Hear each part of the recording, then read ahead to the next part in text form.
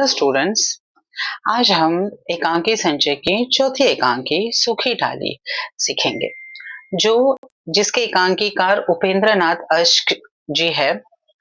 इस एकांकी में बच्चों एकांकीकार ने अपना संयुक्त परिवार का चित्रण किया है तथा एक पारिवारिक जीवन का महत्व दर्शाया है। इस एकांकी के जो मुख्य पात्र है बच्चों दादाजी, मतलब दादा मूलराज।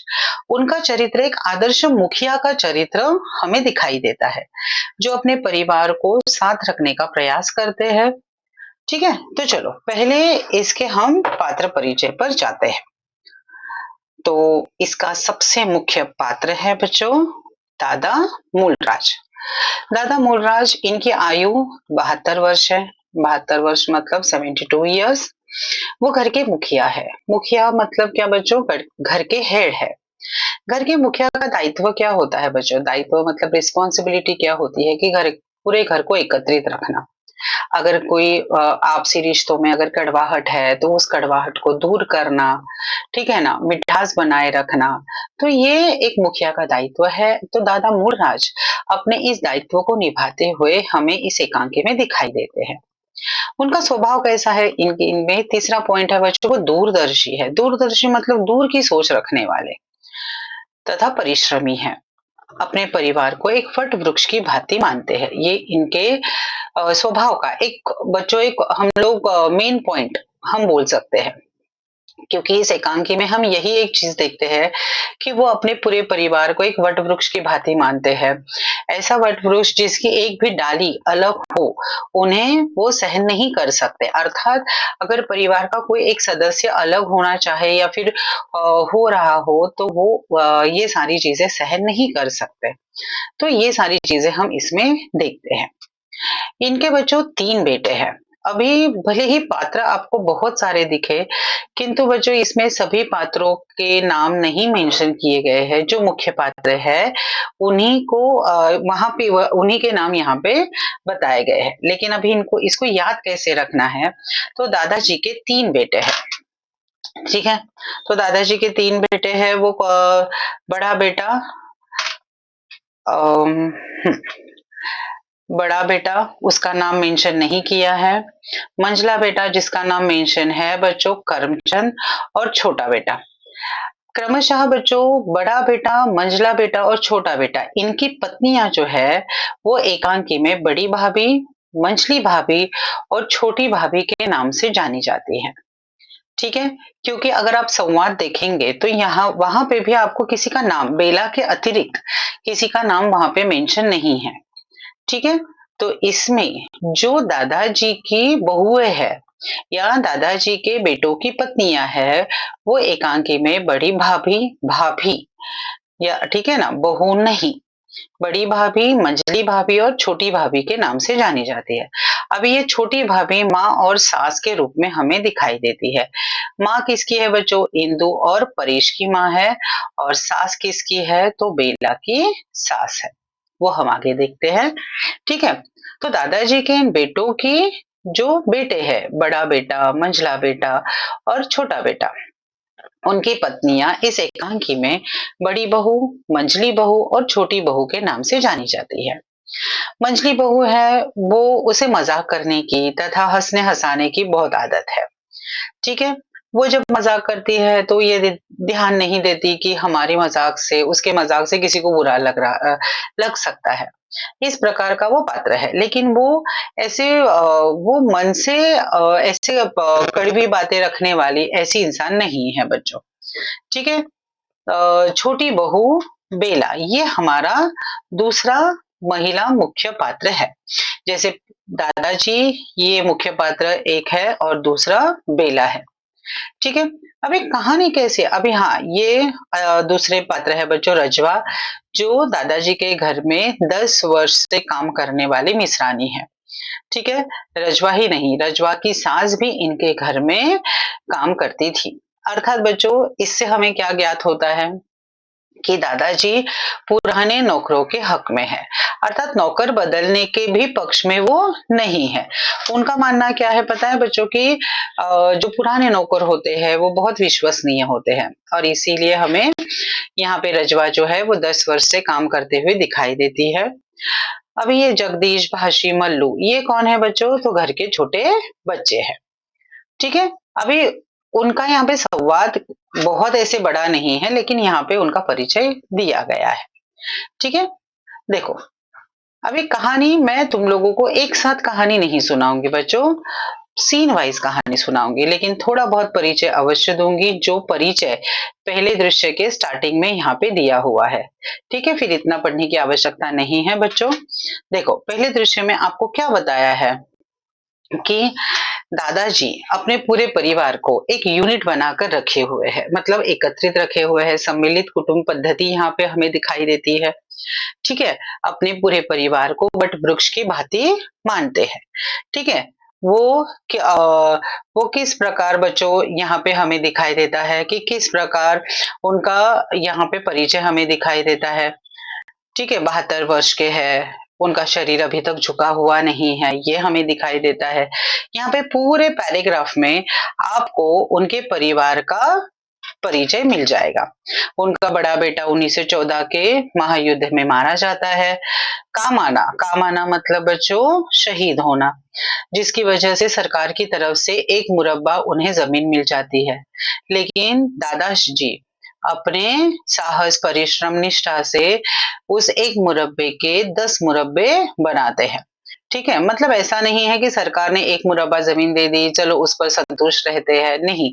उन्होंने अपने मेहनत परिश्रम से बच्चों एक के 10 मुरब्बे बनाए और अब उनके जो दोनों बेटे हैं वो उस जमीन पर फार्म, डेयरी, चीनी के कारखाने लगाकर उसकी देखभाल कर रहे हैं।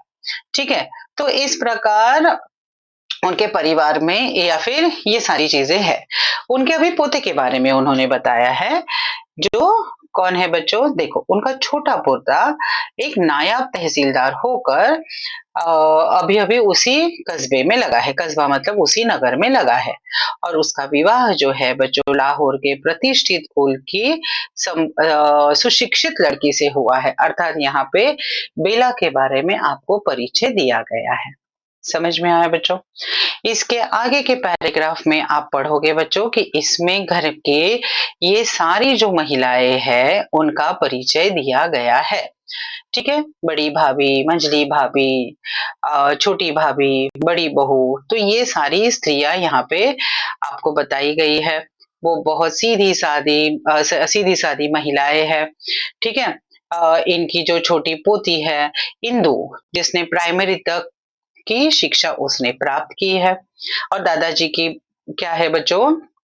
बहुत लाडली पोती भी है। इस प्रकार उन्होंने उनके कुटुंब का या फिर परिवार का परिचय दिया है। लेकिन बच्चों जब एक ग्रेजुएट लड़की इनके घर में आती है तो किस प्रकार एक बड़ी सी लहर जैसे उठती है, वो इस हमें एकांकी में पढ़ने मिल जाएगा। ठीक है, अभी इसमें हम पहला दृश्य डायरेक्टली देखेंगे बच्चों। यहाँ पे इतना पढ़ने की आवश्यकता नहीं है। यहाँ पे आपको एक बैकग्राउंड दिया है कि किस प्रकार बरामदे में दरवाजा खुलता है तो इंदु आ जाती है, इंदु के पीछे बड़ी बहू जो है उसका प्रवेश होता है। लेकिन यहाँ पे देखने योग्य ये है कि इंदु बहुत नाराज है। ठीक है, इंदु बहुत नाराज है। नाराजगी का कारण क्या है? अभी ध्यान से सुनो बच्चों। फर्स्ट जो सीन है आप लोगों का, उसमें आपको यही पढ़ने मिलेगा कि इंदु किससे नाराज है? तो उसकी भाभी कौन? बेला, परेश की पत्नी बेला से नाराज है। क्योंकि बेला ने क्या किया था बच्चों? इस पूरे फर्स्ट सीन में बच्चों 2 इंसिडेंट्स इंपॉर्टेंट है। पहले तो इंदु बेला पर नाराज है। ठीक है, क्योंकि बेला ने रजवा को ये कहकर निकाला कि उसे घर का काम करने नहीं आता। ठीक है, वो रजवा बच्चों जो उनके घर में 10 वर्ष से काम कर रही है और किसी भी परिवार के सदस्य को रजवा से कोई भी शिकायत नहीं है, और अभी अभी आई हुई नई नवविवाहित जो बेला है उसे बेला रजवा से शिकायत है। ये क्या शिकायत है कि उसे घर का काम करने नहीं आता। इसी पर इंदु बहुत क्रोधित हो जाती है। ठीक है, क्रोधित होती है तो घर की जो बड़ी बहू है तो इंदु के पीछे पीछे जाती है, उसे शांत करने का प्रयास करती है। ठीक है, उसी बीच इंदु की माँ, जो घर की छोटी भाभी के नाम से जानी जाती है, वो आ जाती है। वो रजवा को समझाने का प्रयास करती है तथा इंदु को भी शांत करने का प्रयास करती है, लेकिन इंदु है जो शांत होने का नाम नहीं लेती है बच्चों। ठीक है, फिर बड़ी बहू सभी माजरा जो है वो जो है छोटी भाभी को बताती है, मतलब इंदु की माँ को बताती है। उतने में बच्चों जो मंझली बहू है, जिससे बच्चों मजाक करने की आदत है, छोटी-छोटी बात पर हँसने की आदत है, तो उसका प्रवेश होता है और वो हँसते-हँसते ही उस बरामदे में प्रवेश करती है। और वो क्या बताती है, वो क्यों हँस रही है बच्चों? क्योंकि जब वो ऊपर से नीचे आ रही थी तो उसने बेला और परेश का झगड़ा होते हुए देखा था या सुना था, हम ऐसे लिख सकते हैं। तो वो क्या झगड़ा था बच्चों की, जब मंजली बहू आ रही थी तो उसने क्या देखा कि परेश नहाने गया था और बेला ने उनके रूम का सारा जो फर्नीचर था वो रूम से बाहर फेंक दिया। क्या कहकर फेंक दिया कि इस सले गड़े फर्नीचर पर बैठने से अच्छा है कि मैं नीचे चटाई बिछाकर सो जाऊं। क्योंकि बच्चों इस पूरे फर्स्ट सीन में हमें क्या दिखाई देता है कि बेला जो है वो एक प्रतिष्ठित घर की एक बहू है। ठीक है, अपने घर में बच्चों हमेशा अकेली रही है, वो इतने रिश्ते नातों में नहीं रही है, जिस कारण बच्चों भरे पूरे परिवार में, दादाजी का परिवार कैसा है बच्चों, भरा पूरा परिवार है। ठीक है ना, तो दादाजी के परिवार में आने के पश्चात वो एकदम से विचलित हो जाती है, मतलब इतनी भीड़ भाड़ में आ जाने के कारण वो अपने आप को सहज महसूस नहीं कर पा रही है, मतलब अपने आप को वो अभी तक एडजस्ट नहीं कर पाई है, क्योंकि वो जो नई बहू है, नए लोगों में आई है, तो नए लोगों में आने के पश्चात कैसे है, थोड़ा सा उनमें एडजस्ट होने के लिए उसको समय चाहिए और उसके घर में और दादाजी के घर में काफी अंतर है बच्चों। व वो अपने घर में रहती थी, किसी से आदेश लेना उससे पसंद नहीं था या फिर किसी से आदेश लेती ही नहीं थी। बहुत सारे नौकर-चाकर थे और यहाँ दादाजी का परिवार कैसा है बच्चों, बहुत ही साधारण परिवार है। ठीक है ना? और वहाँ पे ऐसा नहीं है कि उसके घर में वो हमेशा बेला अपने घर के फर्नीचर, अपने घर के नौकर, सारे लोगों की क्या करती है, बढ़ाई करती है कि नौकर अच्छे हैं तो उसके घर में, अगर साज सजावट अच्छा है तो उसके घर में अच्छा है। तो ये सारी चीजें वो बहुत मतलब तुलना करती है, कंपैरिजन करती है।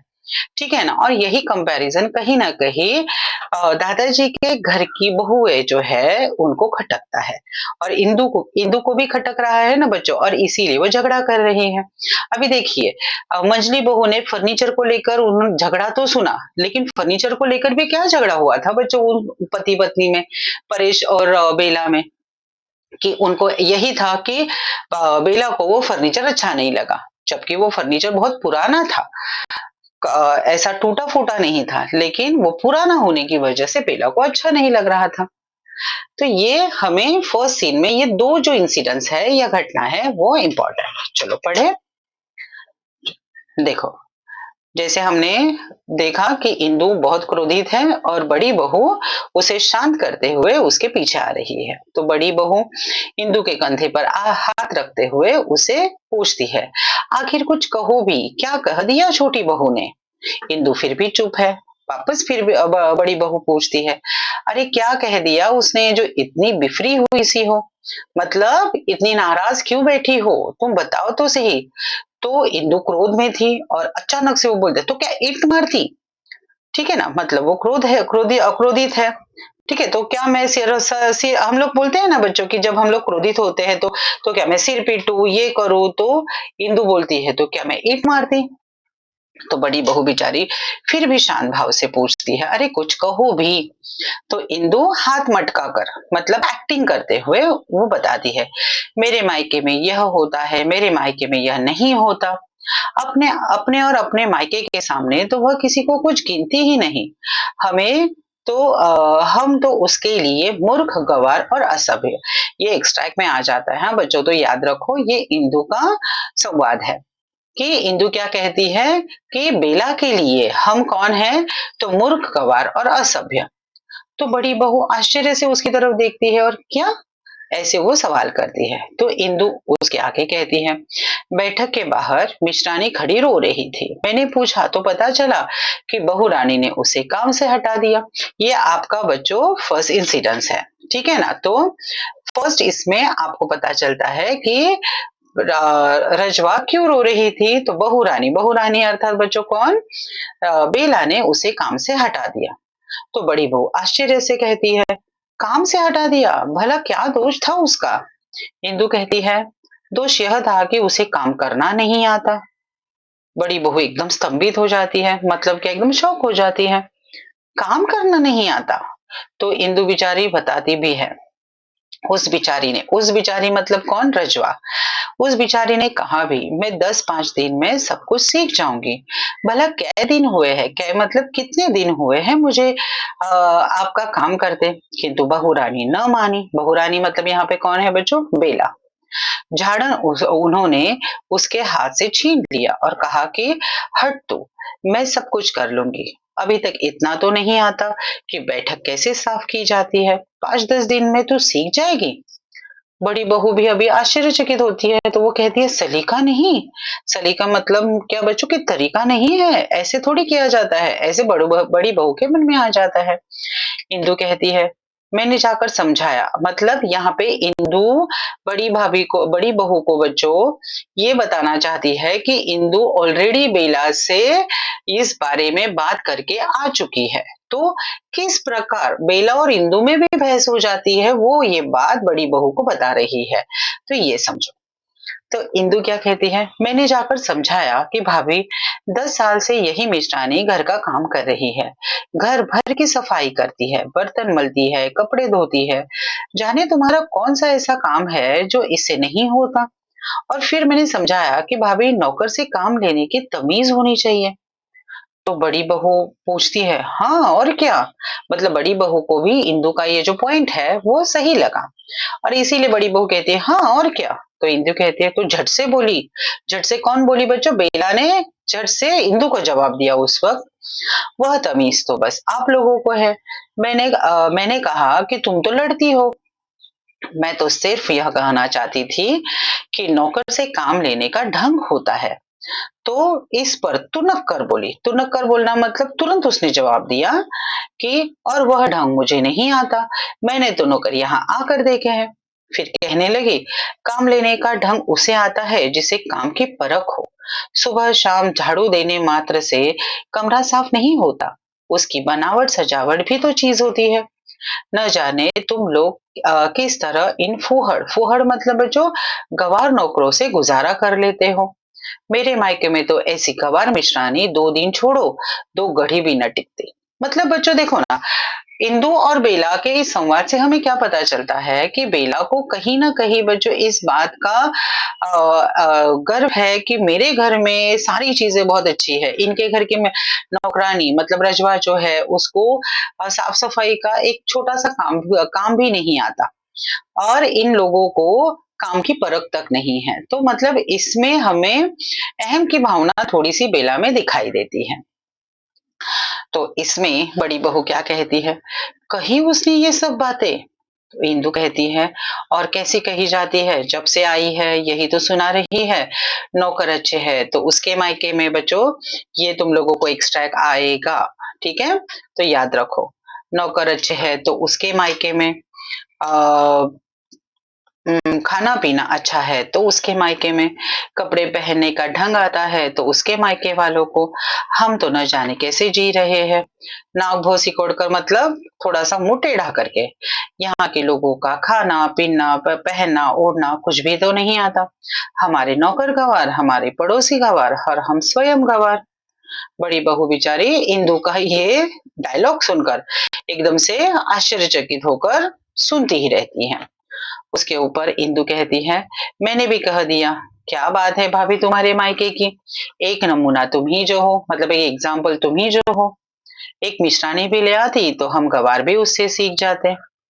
और उतने में बच्चों दाईं ओर की दीवार के कमरे से कौन आती है बच्चों? छोटी भाभी। छोटी भाभी मतलब कौन है बच्चों? इंदु और परेश की माँ है और बेला की सास है। छोटी भाभी इस एकांकी में वो छोटी भाभी के नाम से जानी जाती है। उसका प्रवेश होता है और उसके पीछे-पीछे रजवा आती है। अभी रजवा बच्चों रो रही है, ठीक है? तो छोटी भाभी तो क्या कहती है, "क्यों इंदु बेटी, क्या बात हुई? यह रजवा रो क्यों रही है?" कोई कड़वी बात कह दी छोटी बहू ने इसे। तो इंदु देखो क्या कहती है, मीठी वे कब कहती है जो आज कड़वी कहेंगी। तो वैसे भी इंदु ऑलरेडी भड़की हुई है और ऊपर से उसकी माँ ने ये पूछ लिया तो वो कहती है कि वो मीठी बातें कब कहती है जो आज कड़वी कहेंगे। तो छोटी भाभी कहती है, ये तुम लोगों को एक्स्ट्रा आता है हाँ बच्चों, ध्यान दो। आज ये तुम कैसी जली कटी बातें कर रही हो? छोटी बहू से झगड़ा हो गया क्या? ये छोटी भाभी का डायलॉग जो है वो मोस्टली एक्सट्रैक्ट में पूछते हैं। तो रजवा बेचारी रो रही है। अभी वो क्या बोलती है देखो, रजवा यहाँ पे सब कंप्लेंट वो सुनाती है। आज माँ जी उन्होंने बरबस मुझे काम से हटा दिया। बरबस मतलब क्या बच्चा? विदाउट एनी रीजन, कोई रीजन नहीं था। इतने बरस हो गए आपकी सेवा करते, कभी किसी ने इस प्रकार अनादर न किया था। मुझे तो माँ जी आप अपने पास ही रखिए, मैं आज से उनका काम करने न जाऊंगी।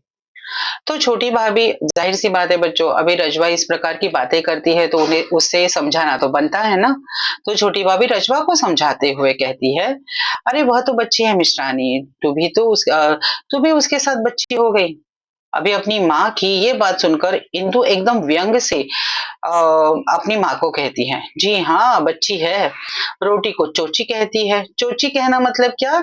जैसे छोटे बच्चे कैसे तोतला बोलते हैं, ठीक है ना? तो इंदु इस वे में बोलना चाहती है। तो बच्ची है तो रोटी को चोची कहती है, उसे तो बात बात ही करनी नहीं आती और वो क्रोधित है। अपने मायके के सामने तो वह किसी को कुछ समझती ही नहीं और गज भर की जबान मतलब इतनी लंबी जबान। अभी इंदु तो सहजता से बात करने से रही बच्चों, तो बड़ी बहू ही जो है छोटी बहू को बताती है, छोटी भाभी को बताती है सॉरी। तो बड़ी बहू क्या कहती है, बात यह है माँ कि छोटी बहू, अभी माँ किसे कहती है बच्चों? छोटी भाभी को कहती है। माँ किसे कहती है? बड़ी बहू छोटी भाभी को कहती है, याद रखो हाँ। तो वो क्या कहते हैं, बात यह है माँ कि छोटी बहू को हमारा खाना पीना पहनना ओढ़ना कुछ भी पसंद नहीं। उसे हमसे, हमारे पड़ोस से, हमारी हर बात से घृणा है। घृणा मतलब क्या बच्चों? नफरत है। तो ये बात बड़ी बहू से ये बात सुनने के पश्चात छोटी भाभी थोड़ी सी चिंतित हो जाती है बच्चों। वो क्या कहती है, फिर कैसे चलेगा? हमारे घर में तो मिलकर रहना, बड़ों का आदर करना, अपने घर की रूखी को दूसरों की चुपड़ी से अच्छा समझना, नौकरों पर दया और छोटों पर मतलब यहाँ पे वो क्या कहना चाहते हैं छोटी भाभी बच्चों कि हमारे घर में तो इससे पूर्व ऐसी कोई कोई बात नहीं हुई। हमारे घर घर में हमेशा बड़ों का आदर किया जाता है। हमारे घर में अगर कुछ कमी भी हो तो भी दूसरों से हमेशा अच्छा ही समझा जाता है। ठीक है ना? तो ऐसा है तो कैसे चलेगा? नौकरों पर हमेशा दया दिखाई जाती है और इस प्रकार नौकरों को काम से हटा देना ये तो कभी नहीं हुआ, तो ये कैसे चलेगा? उतने में बच्चों मंजली बहू जो है, मंजली बहू जिससे मजाक करने की आदत है, उसका बाहर से हंसते हुए प्रवेश होता है। देखो बच्चों, मैंने तुम लोगों को पहले ही बोला कि फर्स्ट जो हमारा सीन है उसमें रजवा को निकाल देने की बात ये घटना है, तो दूसरी अभी फर्नीचर को लेकर घटना है। तो अभी वो घटना हमारी शुरू हो जाती है, ध्यान दो। मंजली बहू हंस रही है, खी हा हा हा हा हा। तो इंदु कहती है, अरे क्या बात है भाभी जो हंसी के मारे लोटपोट हुई जा रही हो? मंजली बहू फिर भी हंस रही है और हाथ पे हाथ मार रही है। गैलरी में से मंजली भाभी, बड़ी भाभी अभी प्रवेश कर रही है। तो दोनों दोनों एक साथ पूछती है, अरे क्या बात है आज इतनी हा हा ही हो रही है? तो इंदु कहती है, या भाभी भी है ना बस हंसे जा रही है, कुछ बताती ही नहीं। मंजली बहू कहती है, अरे मैं कहती हूँ, वापस हंस पड़ती है। तो बड़ी बहू बहू कहती है, अरे आखिर कुछ कहो भी। तो अभी मंजली बहू ने बताना शुरू किया। आज भाई परेश की वह गति बनी कि बेचारे अपना सा मुंह लेकर रह गए। वापस खीखे खीखे हंसना शुरू। छोटी भाभी कहती, ओहो तुम्हारी हंसी भी ना बहू। मंझली बहू कहती है, मैं क्या करूं, मैं हंसी के मारे मर जाऊंगी छोटी माँ। अभी अभी छोटी बहू ने परेश की वह गत बनाई कि बेचारा अपना सा मुंह लेकर दादाजी के पास भाग गया। तो बड़ी बहू कहती है, इंदु बात क्या हुई? अभी इंदु यहाँ पे नहीं है। हाँ बच्चों, यहाँ पे थोड़ा सा यहाँ पे गलत हुआ है, यहाँ पे इंदु नहीं है। अरे मंजली बात क्या हुई, ऐसा वो कहना चाहती है। ठीक है, तो याद रखो। तो मंजली बहू इसका जवाब देती है बच्चों। मंजली बहू जवाब देती है, तो ये फर्नीचर को लेकर जो झगड़ा हुआ था वो इम्पोर्टेंट है, प्लीज ध्यान दो। मैं तो उधर ऊपर सामान रखने गई थी, बहुत बातें तो मैंने सुनी ही नहीं, बहुत समझ भी नहीं पाई। अंग्रेजी में गिटपिट कर रहे थे, क्योंकि दोनों अंग्रेजी में बात कर रहे थे। छोटी बहू का पारा कुछ चढ़ा हुआ था, मतलब वो थोड़ी सी क्रोधित थी। इतना मालूम हुआ कि परेश स्नान करके कमरे में गया तो बहू रानी ने सारा फर्नीचर निकाल कर बाहर रख दिया। परेश ने कारण पूछा, तो छोटी बहू ने कहा, मैं इन टूटी फूटी कुर्सियों और गले सड़े फर्नीचर को अपने कमरे में न रहने दूंगी। परेश ने कहा, हमारे बुजुर्ग, तो यहाँ पे बात काट कर छोटी बहू ने क्या कहा, हमारे बुजुर्ग तो नंगे बुच्चे जंगलों में घुमा करते थे, तो क्या हम भी उनका अनुकरण करें, मतलब हम भी उन्हीं की तरफ उनको फॉलो करें?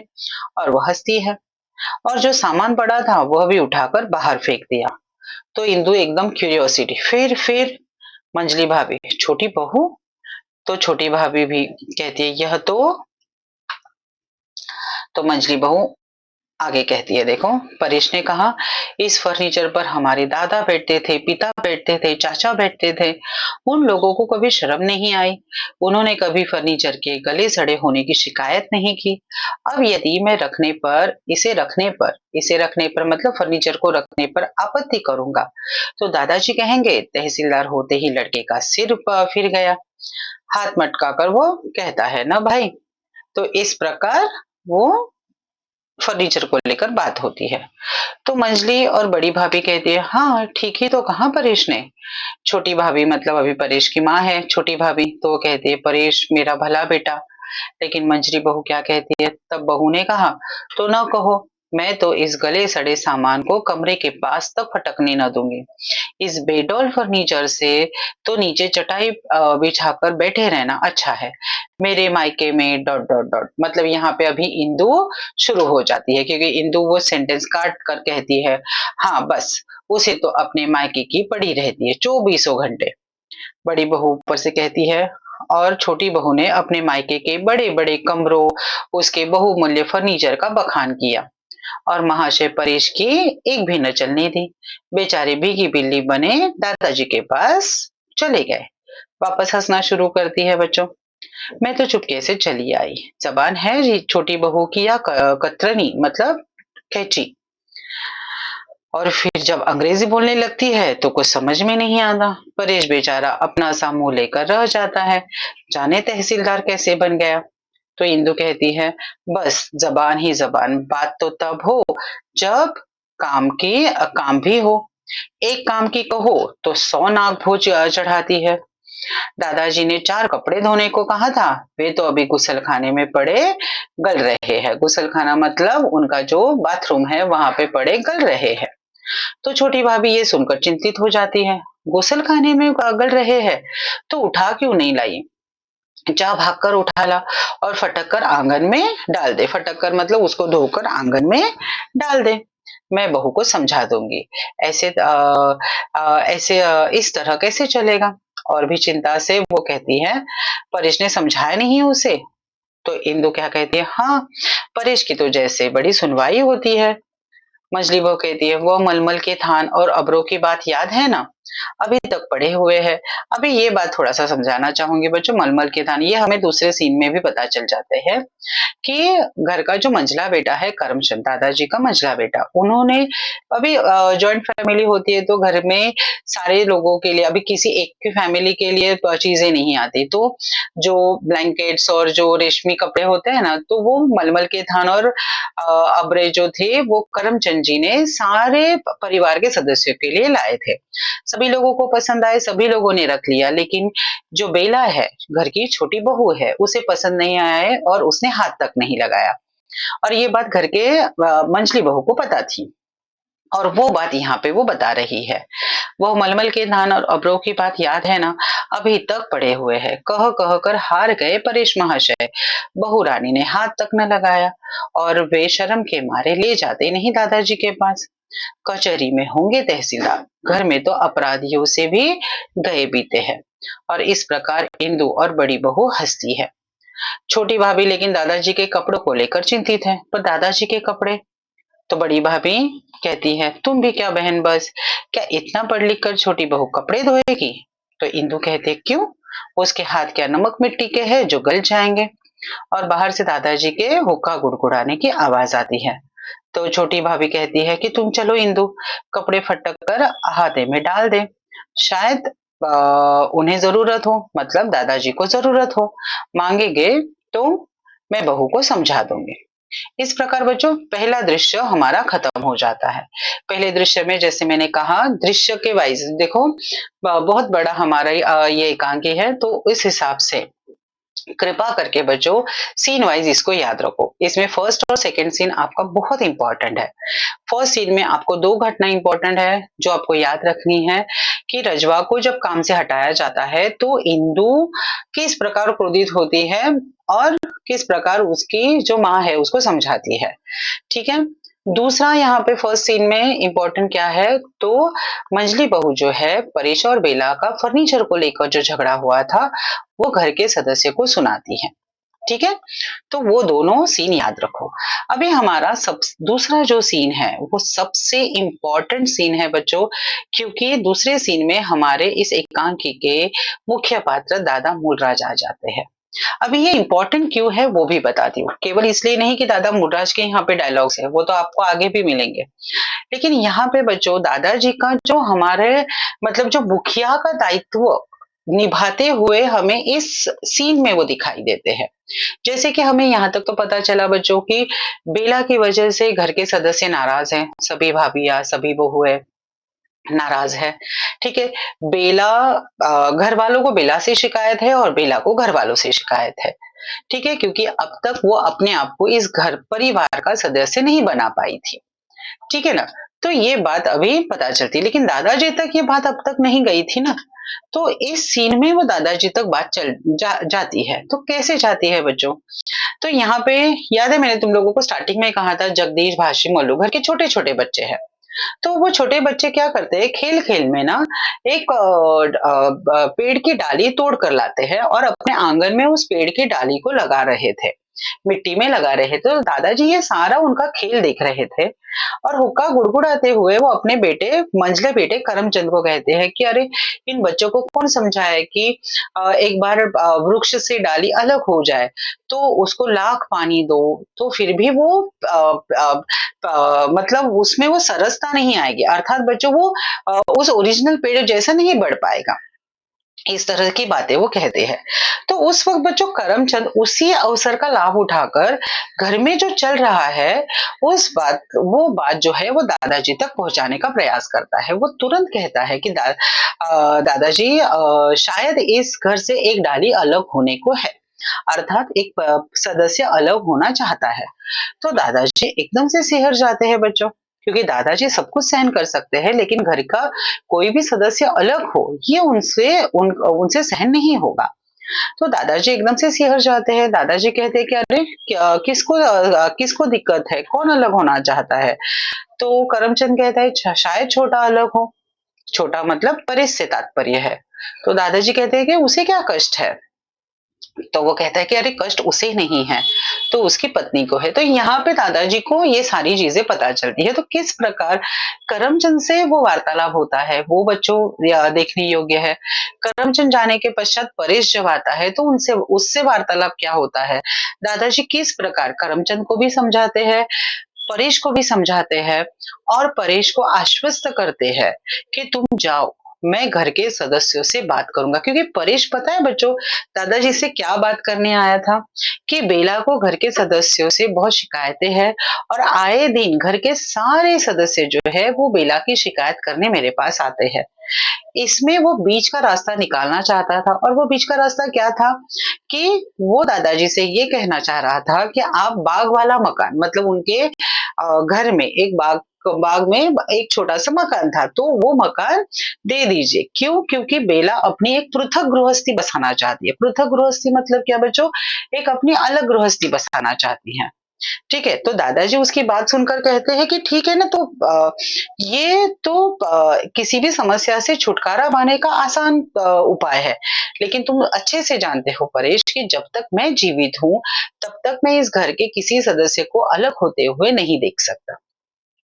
तो वो परेश को आश्वस्त करते हैं कि तुम निश्चिंत होकर जाओ, तुम मैं घर के सदस्य को समझाऊंगा। और किस प्रकार बच्चों घर के सदस्य को समझाते हैं, और समझाते हैं मतलब वो डायरेक्टली धमकी नहीं देते, हाँ, उनका जो समझाने का तरीका है वो बहुत अच्छा है बच्चों। मतलब लिटरली घर के सदस्यों को पहले तो बेला और अब हम में क्या अंतर है वो समझाते हैं। बेला का मन यहाँ क्यों नहीं लगता वो समझाते हैं।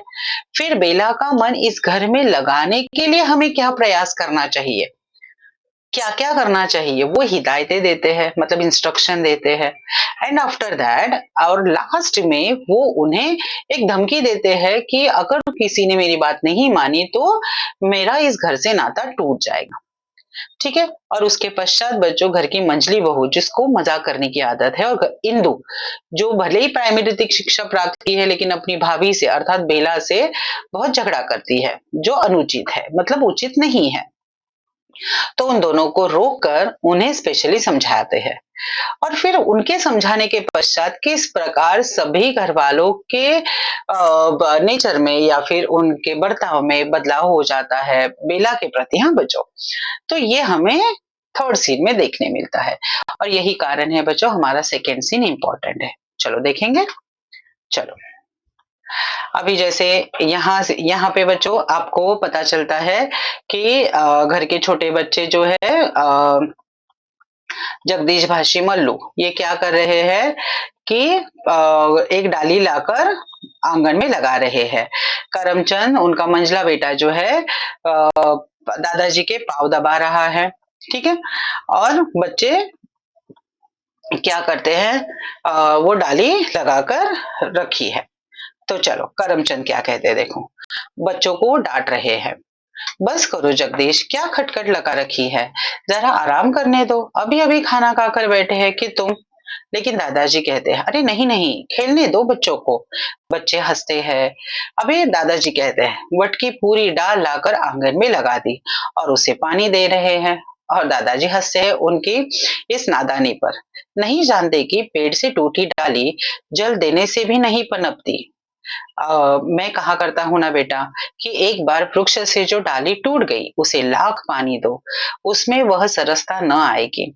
और हमारा यह परिवार बरगद के इस महान पेड़ की भांति है। यहाँ पे डॉट डॉट दिया है, मतलब वहां पे करमचंद उनका वो सेंटेंस, ये वो वाक्य काट कर अपनी बात बताता है। तो करमचंद क्या कहता है देखो, करमचंद क्या कहता है, लेकिन शायद अब इस पेड़ से एक डाली टूटकर अलग हो जाए। तो दादाजी चिंता में आ जाते, क्या कहते हो, कौन अलग हो रहा है? करमचंद कहता है शायद छोटा अलग हो जाए। परेश, पर क्यों, उसे क्या कष्ट है? तो करमचंद कहता है कष्ट उसे तो नहीं, लेकिन छोटी बहू को है। अभी दादाजी का ये डायलॉग बच्चों बहुत ही इंपॉर्टेंट है।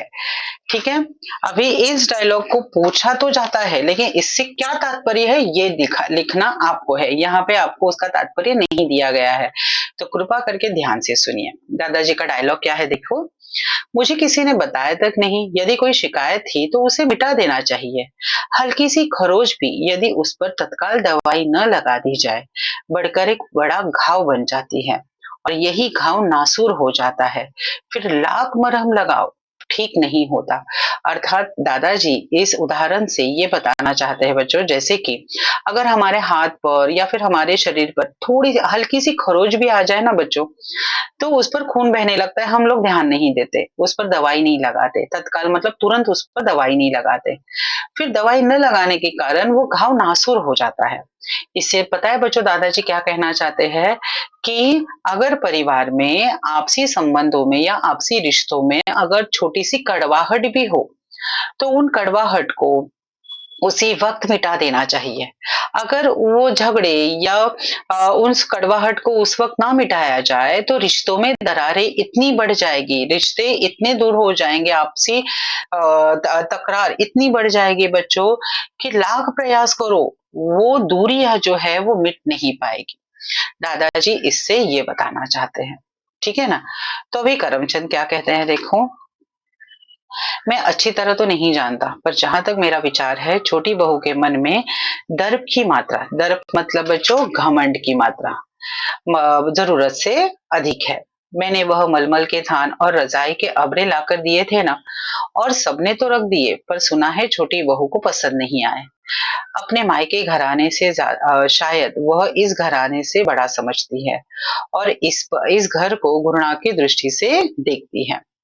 और करमचंद की ये बात सुनकर बच्चों दादाजी को बुरा नहीं लगता, उल्टा दादाजी करमचंद के मन में जो बेला के प्रति बच्चों जो इस प्रकार का एक भाव आया है ना बच्चों कि एक कि बेला में घमंड है, दर्प की मात्रा ज्यादा है, ये जो भाव आया है ना, उस भाव को कहीं ना कहीं दादाजी मिटाने का प्रयास करते हैं। तो दादाजी क्या कहते हैं देखो करमचंद को, बेटा बड़प्पन बाहर की वस्तु नहीं है, बड़प्पन तो मन का होना चाहिए, ठीक है ना। मतलब बड़प्पन दिखाने की वस्तु नहीं होता है, वो मन का भाव होता है। फिर बेटा घृणा को घृणा से नहीं मिटाया जा सकता, मतलब अगर नफरत सामने वाले को नफरत है तो नफरत को नफरत से नहीं मिटाया जा सकता। बहुत तभी पृथक होना चाहेगी, पृथक मतलब तभी अलग होना चाहेगी जब उसे घृणा के बदले घृणा दी जाएगी। लेकिन यदि उसे घृणा के बदले स्नेह मिले तो उसकी समस्त घृणा धुंधली पड़कर लुप्त हो जाएगी, मतलब गायब हो जाएगी। और महानता भी बेटा किसी से मनवाई नहीं जाती। अर्थात बच्चों अगर सामने वाला व्यक्ति आपको कहे कि मैं महान हूं तो आप मानोगे नहीं, क्योंकि महानता कभी मनवाई नहीं जाती। अगर व्यक्ति महान है तो अपने आप अपने बर्ताव से, अपने स्वभाव से वो आपके सामने आता है, अपने व्यवहार से वो अनुभव कराई जाती है। ठूठा वृक्ष आकाश को छूने पर भी अपनी महानता का सिक्का।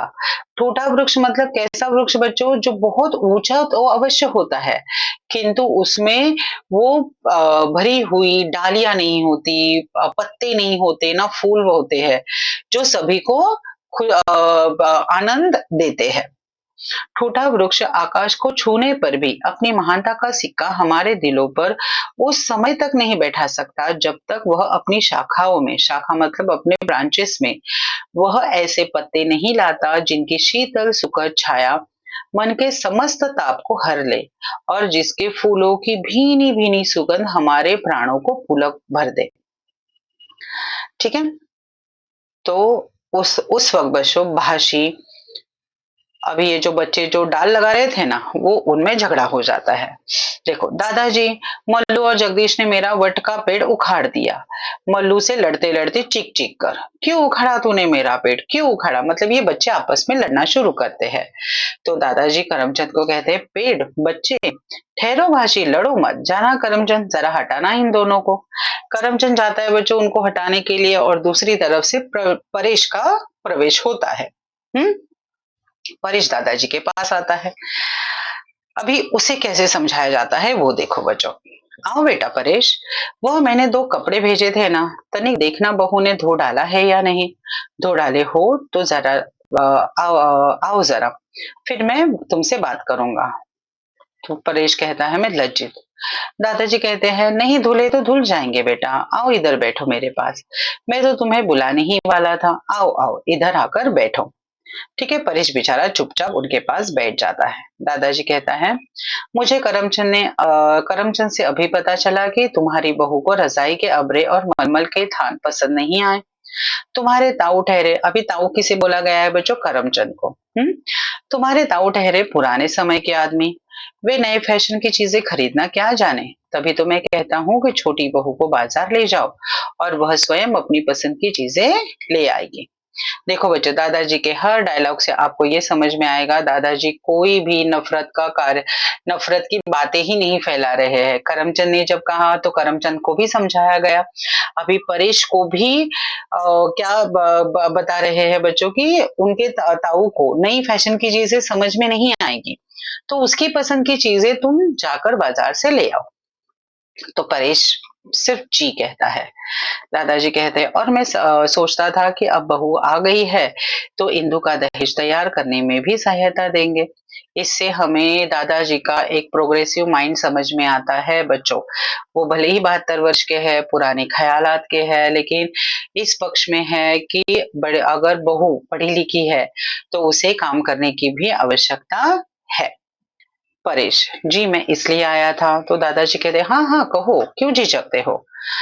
जी, बात यह है कि इस घर में बेला का मन नहीं लगता। तो दादाजी इस पर कहते हैं, इतनी जल्दी उसका मन कैसे लग सकता है बेटा? अभी कै दिन हुए हैं उसे आए, और फिर बेटा मन लगता नहीं, लगाया जाता है। तो परेश कहता है, वह मन लगाती ही नहीं। तो दादाजी बहुत अच्छे तरीके से समझाते हैं, बेटा देखो, तो हमें उसका मन लगाना चाहिए। वह एक बड़े घर से आई है। अभी यहाँ पे ना बच्चों, उसमें क्या डिफरेंस है वो हमें समझ में आता है। वह एक बड़े घर से आई है, अपने पिता की इकलौती बेटी है, कभी नाते रिश्तेदारों में नहीं रही। इस भीड़ भाड़ में वह घबराती होगी। हम सब मिलकर इस घर में उसका मन लगाएंगे। अभी परेश, यहाँ पे ना बच्चों, यहाँ पे देखो मैंने शिकायत लिखा है, मतलब परेश के इस संवाद से हमें पता चलता है कि घर वालों को उससे क्या शिकायत है, और उसे ये लास्ट के ना बच्चों, ये याद रखो, ये बहुत इंपॉर्टेंट है कि बेला को घर वालों से क्या शिकायत, क्योंकि काफी बार आप लोगों को ये सवाल आता है कि बेला को घर वालों से क्या शिकायत है। तो यहाँ पे ध्यान दो, उसे कोई पसंद नहीं करता, सब उसकी निंदा करते हैं। अभी मेरे पास माँ, बड़ी ताई, मंझली ताई, बड़ी भाभी, मंझली भाभी, इंदु, रजवा सब आई थी। सब उसकी शिकायत करती थी, ताने देती थी कि तू उसके हाथ बिक गया है, तो उसे कुछ नहीं समझता। और इधर वह उन सबसे दुखी है, कहती है सब मेरा अपमान करती है, सब मेरी हंसी उड़ाती है और मेरा समय नष्ट करती है। मैं ऐसा महसूस करती हूँ जैसे, यहाँ से देखो, मेरा सब अपमान करती है, ये बेला को शिकायतें हैं। मैं महसूस करती हूँ जैसे मैं परायों में आ गई हूँ, अपना एक भी उसे दिखाई नहीं देता। आप मेरी माने तो दादाजी पूछते हैं, हाँ हाँ कहो। परेश हिचकते हुए कहता है, बच्चों बात यह है, वह आजादी चाहती है, दूसरों का हस्तक्षेप, दूसरों की आलोचना उसे पसंद नहीं। दादाजी फिर भी उसकी बात सुन रहे हैं बच्चों। वे समझती है वह छोटी बहू है, इसीलिए सब उसकी आलोचना करना, उसे आदेश देना अपना कर्तव्य समझती है। और वह अपनी एक पृथक गृहस्थी, मतलब एक अपना अलग गृहस्थी, अलग संसार बसाना चाहती है, जहाँ उसे कोई रोकने वाला न हो, जहाँ वह स्वेच्छा पूर्वक अपना जीवन बिता सके। वह चाहती है कि यदि बाग वाला मकान उसे मिल जाए तो वह सुख और शांति से रहे। मैं तो हमेशा यहाँ बनाना रहूंगा। कुछ ही दिनों की बात है, मेरी तब्दीली भी हो जाएगी, मतलब मेरा ट्रांसफर हो जाएगा। उतने दिन को यदि आप बाग वाला मकान का प्रबंध करें तो उसकी सारी उद्विग्नता, अन्यमनस्कता, तिलमिलाहट, मतलब ये जो उसकी परेशानी है, जो उसका मन नहीं लगता है, ये सारी चीजें क्या हो जाएगी बच्चों, थोड़ा कम हो जाएगी, ऐसा दादाजी को बता रहा है। उसकी यही इच्छा काम करती है। अब मैं उसे कैसे समझाऊं? लेकिन दादाजी देखिए क्या कहते हैं, यह तो इस झंझट से छुटकारा पाने का सरल उपाय यही है कि तुम्हें बाग वाला मकान दे दिया जाए। वह पढ़ा भी बेकार है, और मैं अभी मैं उससे किसी तरह का काम भी लेने का इरादा नहीं रखता। पर तुम जानते हो बेटा, मेरे जीते जी यह असंभव है। मैं जब अपने परिवार का ध्यान करता हूँ, मतलब परिवार के बारे में सोचता हूँ, तो मेरे सामने वट का महान पेड़ घूम जाता है, शाखाओं, पत्तों, फलों, फूलों से भरा पूरा। और फिर मेरी आंखों के सामने इस महान वृक्ष की कलियां टूटने लगती है और वह केवल ठूट रह जाता है, और मैं सिहर उठता हूँ। न बेटा, मैं अपने जीते जी यह सब होने दूंगा। तुम चिंता न करो, मैं सबको समझा दूंगा। घर में किसी को तुम्हारी पत्नी का तिरस्कार करने का साहस न होगा। कोई उसका समय नष्ट न करेगा। ईश्वर की कृपा से हमारे घर में सुशिक्षित सुसंस्कृत बहू आई है, तो क्या हम अपनी मूर्खता से उसे तंग कर देंगे? तुम जाओ बेटा, किसी प्रकार की चिंता का मन में स्थान न दो। मैं कोई न कोई उपाय ढूंढ निकालूंगा। तुम विश्वास रखो, वह अपने आप को परायों से घिरी अनुभव न करेगी। उसे वही आदर सत्कार मिलेगा जो उसे अपने घर में प्राप्त था। तो परेश दादाजी के सामने उसका वो कुछ नहीं बोलता, वो कहता है कि जैसा आप उचित समझे। और दादाजी अभी परेश को हिदायत देते हैं, देखो और देखो, तुम स्वयं भी इस बात का ध्यान रखना कि तुम्हारी किसी बात से उसका मन न दुखे। कोई भी ऐसी बात न कहो या करो जिससे वह अपना अपमान समझे।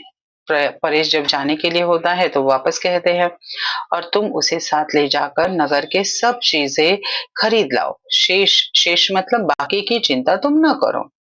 मैं कोई ना कोई रास्ता अवश्य निकाल दूंगा। परेश कहता है, जैसी आपकी इच्छा। अभी आगे का सीन बहुत इंपॉर्टेंट है कि दादाजी के सामने बहुत बड़ा एक टास्क कि घर के सदस्य को कैसे समझाना है। तो पहले तो वो सोचते हैं, बाद में वो रजवा को आवाज देते हैं, देखो हाँ रजवा, रजवा कहाँ है? तो रजवा कहती है कि जी आई। दादाजी उससे क्या कहते हैं, ये तुम लोगों को एक्स्ट्रा आता है बच्चों, याद रखो। छोटी बहू के अतिरिक्त सबको मेरे कमरे में भेज दो। कहो कि सब काम छोड़कर मेरे पास आ जाए। और सुनो, कोई ना रहे, सबसे कहना कुछ क्षण के लिए आ जाए। ठीक है? और सॉरी बच्चों, ये एक्स्ट्रैक्ट नहीं आएगा, आगे सबको एक अभिप्राय से बुलाते हैं ना, वो आएगा। तो रजवा चली जाती है बच्चों, रजवा सबको बुलाती है, एक एक करके आ जाते हैं दादाजी के सामने बैठ जाते हैं। इंदु नहीं आती, इंदु इन सब में दिखाई नहीं देती। तो दादाजी पूछते, इंदु कहाँ है? वह नहीं दिखती। इतने में इंदु आ जाती है क्योंकि वो कपड़े धो रही थी। तो इंदु कहते, जी आई, मैं नल पर थी, कपड़े धोने में लगी थी। ये तुम लोगों का बच्चों एक्स्ट्रैक्ट इंपॉर्टेंट है। ठीक है? आता ही आता है बच्चों सेकेंड सीन में तुम लोगों को। ठीक है? क्या है वो सीन? बैठो बेटा, मैंने आज तुम सबको एक विशेष अभिप्राय से बुलाया है। मुझे यह सुनकर बड़ा दुख हुआ कि छोटी बहू का मन यहाँ नहीं लगता। अभी इंदु बीच में ही बोलना चाहती थी दादाजी, लेकिन दादाजी उसे बोलने नहीं देते। देखो दादाजी क्या कहते हैं, इंदु बेटा, मुझे अपनी बात कह लेने दो। मुझे यह जानकर बड़ा दुख हुआ कि छोटी बहू का मन यहाँ नहीं लगा। दोष उसका नहीं, दोष हमारा है। वह एक बड़े घर की बेटी है। अभी ध्यान से सुनो, मैंने तुम लोगों को कहा था बच्चों, दादाजी डायरेक्टली उनको आदेश नहीं देते, परिवार के किसी भी सदस्य को आदेश नहीं देते। परिवार के सदस्य को पहले ये समझाते हैं कि बेला और हमारे घर में या फिर हम दोनों में क्या अंतर है। ठीक है? तो वो समझाते हैं कि वह एक बड़े घर की बेटी है, अत्यधिक पढ़ी लिखी है, सबसे आदर पाती है, राज करती आई है। यहाँ वह केवल छोटी बहू है। यहाँ उसे हर एक का आदर करना पड़ता है, हर एक से दबना पड़ता है, हर एक का आदेश मानना पड़ता है। यहाँ उसका व्यक्तित्व दबकर रह गया है। मुझे यह बात पसंद नहीं। कुछ क्षण वो हुक्का गुड़गुड़ाते हैं, फिर वो कहते हैं, बड़ा वास्तव में कोई उम्र से या दर्जे में नहीं होता, बड़ा तो बुद्धि में होता है, योग्यता से होता है। छोटी बहू उम्र में ना सही, अक्ल से हम सबसे निश्चय ही बड़ी है, क्योंकि वो अत्यधिक पढ़ी लिखी थी बच्चों। हमें चाहिए कि उसकी बुद्धि से, उसकी योग्यता से लाभ उठाए। मेरी इच्छा है कि उसे यहाँ वही आदर सत्कार मिले जो उसे अपने घर में प्राप्त था। सब उसका कहना माने, उसे परामर्श ले मतलब उससे एडवाइस ले। और मैं प्रसन्न होऊंगा यदि उसका काम भी तुम लोग आपस में बांट लो और उसे पढ़ने लिखने का अधिक अवसर दो। उसे अनुभव ही न हो कि वह किसी दूसरे घर में या किसी दूसरे वातावरण में आई है। ये जो मैंने तुम लोगों को ये किया है ना बच्चों, ये निर्देश है। दादाजी ने बेला के साथ किस प्रकार का व्यवहार करना है, ये हिदायतें या ये निर्देश दिए थे। ठीक है? आपको ये पूछा जाता है। फिर दादाजी आगे कहते हैं, बेटा, यह कुटुंब एक महान वृक्ष है। हम सब इसकी डालियां है। डालियों से ही पेड़ है और डालियाँ छोटी हो या बड़ी हो, सब उसकी छाया को बढ़ाती है। मैं नहीं चाहता कि कोई डाली इससे टूटकर पृथक हो जाए। तुम सदैव मेरा कहा मानते रहे हो। बस यही बात कहना चाहता हूँ। अभी लास्ट में वो धमकी देते हैं, देखो। यदि मैंने सुन लिया कि किसी ने छोटी बहू का निरादर किया, उसकी हँसी उड़ाई या उसका समय नष्ट किया, तो मेरा इस घर से नाता सदा के लिए टूट जाएगा। अब तुम सब जा सकते हो। और सब लोग जाने के लिए जब उठते हैं, धीरे-धीरे उठते हैं, तो किसको रोकते हैं बच्चों? ये बात याद रखो, इंदु और मंजली बहू को रोकते हैं। तुम ज़रा बैठो। अभी यहाँ पे बच्चों मंजली बहू को समझाया जाता है। सबसे पहले मजली बहू को समझाया जाता है, देखो। क्या समझाते हैं मजली बहू?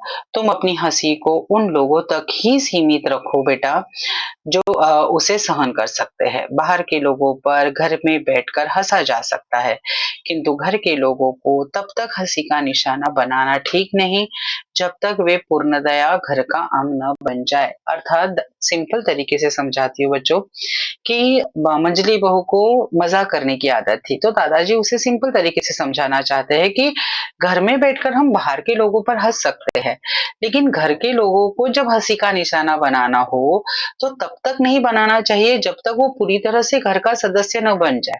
क्योंकि बेला अब तक बच्चों पूरी तरह से उस घर को अपना नहीं पाई थी ना, घर के सदस्य को समझ नहीं पाई थी। इसी कारण बेला का मजाक उड़ाना मतलब वो उसको समझ नहीं पा रही है और उस चीज के लिए वो नाराज हो रही है। तो ये बात वो समझाते हैं। अभी इंदु को कैसे समझाते हैं, देखो बच्चों। इंदु बेटा, तेरी बड़ी भाभी बड़ी बुद्धिमती, सुशिक्षित और सुसंस्कृत है।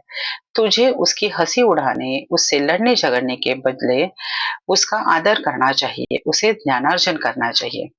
तुम दोनों को मैं इस विषय में विशेषकर सावधान रहने का आदेश देता हूँ। अब तुम जाओ और देखो फिर मुझे शिकायत का अवसर ना मिले। मेरी यही आकांक्षा है, ये बच्चों तुम लोगों को पूछा जाता है। ठीक है? कि मेरी यही आकांक्षा है कि सब डालियाँ साथ-साथ फले-फूले, जीवन की सुखद शीतल वायु के स्पर्श से झूमे और सरसाए। विटप मतलब वृक्ष से अलग होने वाली डाली की कल्पना ही मुझे सिहरा देती है। और इस पर इंदु कहती है, हमें क्षमा कीजिए दादाजी, हमारी ओर से आपको कभी शिकायत का अवसर न मिलेगा। दोनों चली जाती है बच्चों। तो दादाजी जो घर के छोटे बच्चे हैं, जगदीश, भाशी, मल्लू, उनको बुलाते हैं और क्या कहते हैं कि अ, आओ बच्चों, आज तुम्हें एक कहानी सुनावे, बरगद का पेड़ और उसके बच्चों की। तो भाशी कहता है सॉरी तो भाशी कहता है, हम सुन चुके हैं, हम नहीं आते, हर बार वही कहानी।